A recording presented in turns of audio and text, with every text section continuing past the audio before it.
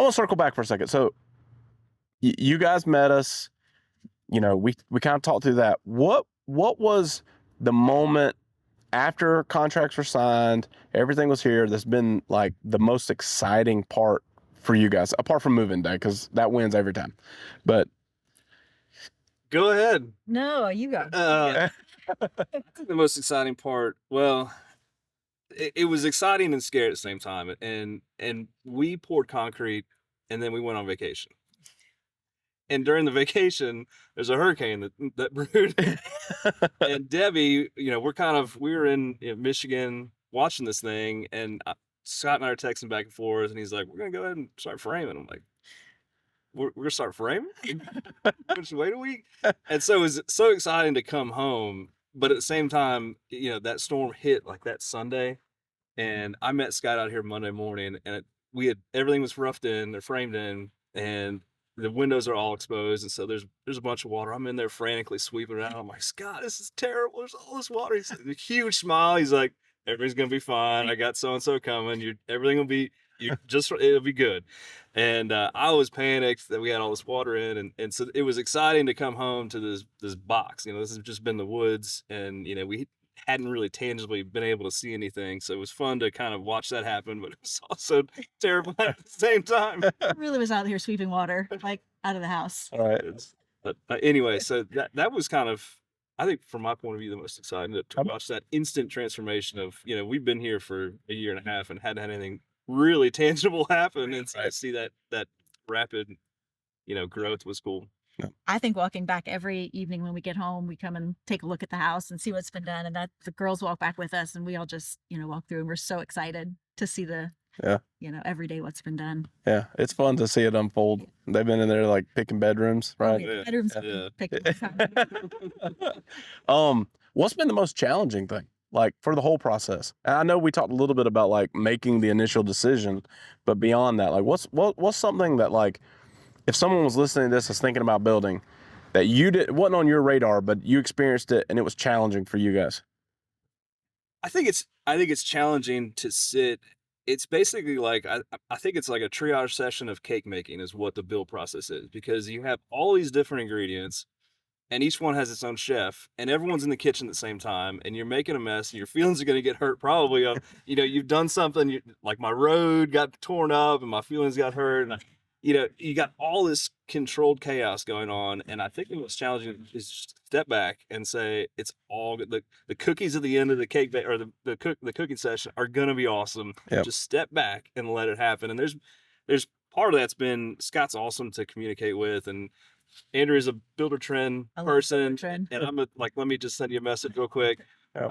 But once you figure all that out and you're like, okay, they got it under control, I'm going to sit back on the other side of the bar stool and watch all the cooking take place. And that's challenging to do, I think, because you're so vested in, it's got to be perfect. And the process isn't perfect, but the outcome is always perfect, I think. And that's where we're headed in this. And it's hard to kind of to pull back and like, they got it under control. So Yep. I think that's challenging. Yep. No, I think that's a similar challenge for everyone. Is it looks good, then it looks bad, then it looks good, then it looks bad, then it looks good, then it looks bad, and it's just part of that process, going along, and we're all working towards the same desired outcome. You liking Builder Trend makes me happy, because talk a little bit about that. So, like, Builder Trend is a build management software that we use, a lot of builders use, but we use it once a project kind of goes from sales and everything's finalized, contracts are good, you have your RSB, that job goes live into Builder Trend, to where now that is communication platform for homeowners, project management, upper management, purchasing, subs, everyone is in there. And so part of that process is, they're putting in daily logs or weekly logs, and they're putting in progress photos, and it tells you like what the weather's like on the job site that day. And, if you have questions, you can go in there. But like, talk, like, what about that process was good for you? So it allows me to know what's going on, because I don't really understand the construction process. Right. I don't know all the ins and outs of what's going on, but I can open up that Builder Trend app and look at the date, and I know exactly what's going to be happening here today. I know that the painters are coming. Right. I know when the countertops are going to be delivered, or the appliances. The appliances are delivered on my birthday, actually. So that would Nice. be nice. Happy birthday. Thank you.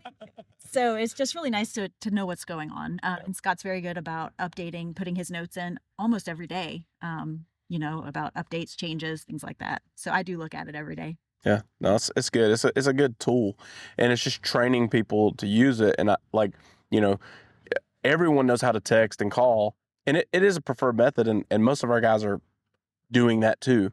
But I think sometimes people don't understand the power that's inside of that. Like, there's so much in there, and you can kind of see, and like, if you have a question, you can almost look at it and go, oh, okay, this is happening tomorrow, so I can understand why they did this today. Or, hey, these people were here today. And, you can also see the timeline. So like, if paint starts today and it's a 7-day thing, they're not done, right? And so it kind of eases some of that tension of like, this does not look good, why did they leave? And so it is a good communication tool. And I found that people that are more unfamiliar with construction like it better because of the amount of data that's in it. And so it's fun to see when like someone's like, I love it, because it's a lot to educate people on how to use it. It's a lot to demand that everyone go in there and update every day, and getting our staff in there. But the goal behind it is so that you have as much transparency as possible what's going on in your job. And, that's an evolution as well. Like, we used to be really good at getting everything in there, but not updating changes along the way. And so now Billy in our company, that's what he does. Like, he literally is constantly monitoring hundreds of jobs in Builder Trend and going, this schedule's off. This is this. Where's this log? And so we have a very high level expectation to our project managers and our subcontractors that they need to be in there updating that as frequently as possible with the best information. And if there's changes, fine, update it. And so that way you guys are kind of on the same way, because we're building it together. And the more that we make it a partnership, the better the outcome is. Because I think a lot of times people look at their builder as opposition, and in the grand scheme of things, I'm not saying that there's not people out there that do a terrible job, right? And I'm not saying that there's not clients that are just, you're never going to satisfy. There's both. But the goal is to build it as a partnership and not have opposition, because at the end of the day, we want it to be done as fast as you do, because we've got other ones to go build, but we don't get paid unless it's done and you're satisfied. And so it's building that teamwork through communication is one of the things that we've absolutely spent an enormous amount of time on to get to the level that we're at today, and we're still improving. Yeah. And you talk about communication is definitely key, and you've mentioned in earlier podcasts, which are awesome, that 80-20 concept. Yep. And there's been time I was steadfast. I was like, it's no way this thing's gonna be awesome. I'm not gonna have a 20%.